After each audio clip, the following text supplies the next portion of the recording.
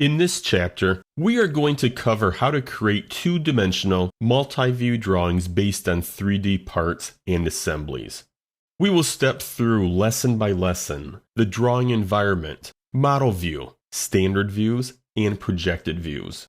We will then examine how to create auxiliary, section, detail, and broken out views, to name a few.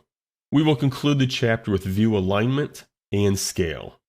Now let's take a look at the drawing we see on the screen.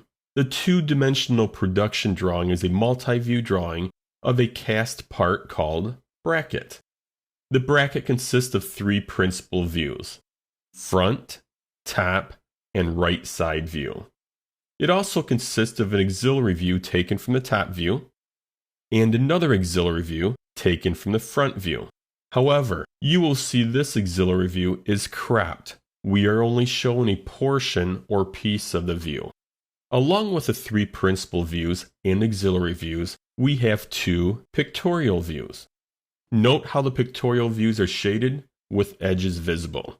Also note that some views have hidden line types while other views do not. All of these views, along with their unique settings, are easy to create in the SOLIDWORKS drawing environment.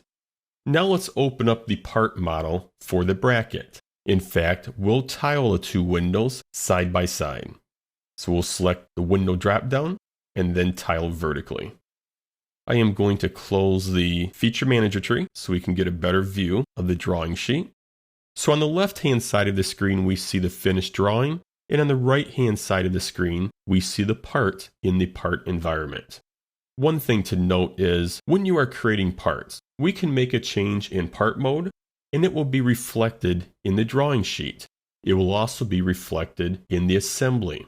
We can also make changes in the assembly or the drawing environment to a part, for example this bracket, and those changes will be reflected in the other environments. So basically, parts, assemblies, and drawings are linked to one another.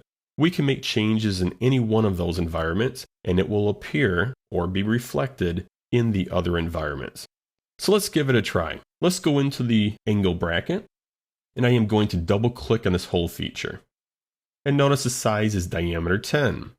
And you can see here in the drawing area that we also have the diameter 10 for the right hand side view. I am going to double click the diameter 10 in the part environment. And let's bump it up to a diameter 19.